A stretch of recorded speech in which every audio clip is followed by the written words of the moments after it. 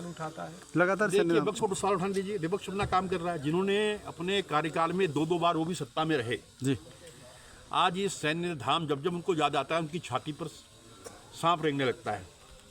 वो सोचते हैं यार अगर हमने ये कर दिया होता तो भारतीय जनता पार्टी को करने का मौका नहीं मिलता, क्योंकि आज सेंटिमेंट्स इन वीरों के साथ में हैं, वीर नारियों और वीर माताओं के साथ है। ये वीरों की भूमि है।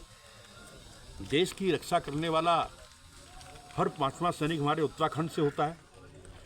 देश की सेना का 17.5% की पूर्ति हमारा छोटा सा राज्य करता है। अभी हाल ही में देखा होगा आपने, हमारे 6 जवान हाल ही में शहीद हुए, तो वो बड़े परेशान हैं। जब जब उन्हें सैन्य धाम सुनाई देता है उन्हें लगता है कि ये हमसे क्या गलती हो गई, और भारतीय जनता पार्टी ने इसमें लीड ली, क्योंकि भारतीय जनता पार्टी ने हमेशा शहीदों का सम्मान किया है, वीरों का सम्मान किया है, सैनिकों का सम्मान किया है, और हमारे मित्रों ने हमेशा शहीदों का अपमान किया। अगर आपको ध्यान होगा जब सर्जिकल स्ट्राइक हो रही थी तो ये उसका सबूत मांग रहे थे। जब हमारे चीफ जो देश के पहले CDSD बने जनरल बिपिन रावत कश्मीर के अंदर आतंकवादियों से लड़ रहे थे तो उनको कह रहे थे ये गली का गुंडा है, और जब चुनाव आया तो उनका चित्र लगा रहे थे।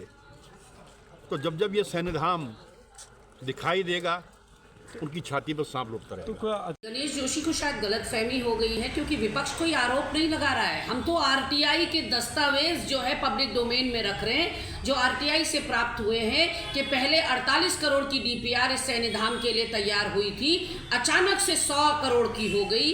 एक ही कंपनी को क्यों टेंडर दिया गया, ग्लोबल टेंडरिंग इस पूरे कॉन्ट्रैक्ट की क्यों नहीं की गई?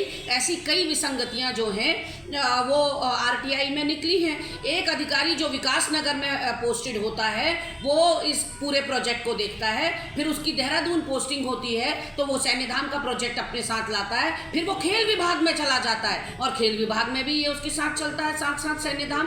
तो ऐसी कई दर्जन भर विसंगतियां इस सैन्य धाम के निर्माण में सामने आई हैं, और उन तथ्यों के आधार पर हमने निवेदन किया राज्य सरकार से कि कुछ मेल नहीं खा रहा है, समन्वय नहीं बैठ रहा है आपस में, चीज़ों का डॉट्स मिल नहीं रहे हैं, इसलिए कृपया इसकी जांच कराई जाए। जो गणेश जोशी जी ने प्रति उत्तर में जवाब दिया है, बयान दिया है, वो बहुत ही शर्मनाक है। उन्होंने कांग्रेस पार्टी की छाती में सांप लौटने की बात कही है। वो कांग्रेस पार्टी जो शहीदों की पार्टी है, जिसने अपने प्रधानमंत्रियों को खोया हो, इंदिरा जी को, राजीव जी को खोया हो। गणेश जोशी क्या जाने अपनों को खोने का दर्द। और पिछले 50-60 दिन की जो ये नई तीसरे राउंड की सरकार मोदी सरकार की बनी है, 14 आतंकी हमले हुए हैं जिसमें 15 जवान शहीद हुए। 5 जवानों की तो 10 तारीख को यहाँ बॉडी लाई गई थी, उस दिन जिस दिन दिल्ली के बौराड़ी में मुख्यमंत्री केदारनाथ धाम के प्रतीकात्मक मंदिर का भूमि पूजन कर रहे थे। 5 डेड बॉडीज हमारी उस दिन आई, और उन शहादतों को गणेश जोशी अपनी छाती पर मेडल की तरह समझ रहे हैं कि आज तो शहादत देने वाला हर 5वां जो जवान होता है वो उत्तराखंड का होता है। शर्म नहीं आ रही है उनको ये बात कहते हुए?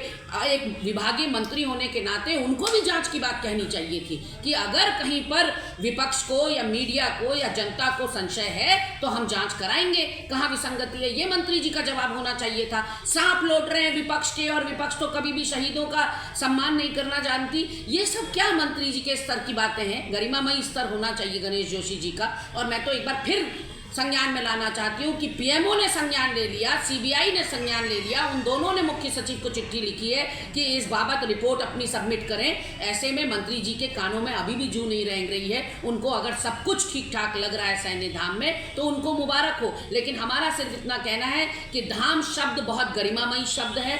हमारे 4 धामों के अलावा सैन्य धाम में ये शब्द जुड़ा है तो उसके साथ कोताही नहीं होनी चाहिए, क्योंकि हमारे शहीदों और हमारे सैनिकों की भावनाएं आहत होंगी। इसलिए भी हम चाहते हैं कि इस पूरे प्रकरण की जांच कराई जाए। सैन्य धाम निर्माण कार्य में विसंगतियां पाई गई हैं, भ्रष्टाचार की बू आ रही है, इसलिए मंत्री जी को भी संजीदगी के साथ जांच इसमें करानी चाहिए।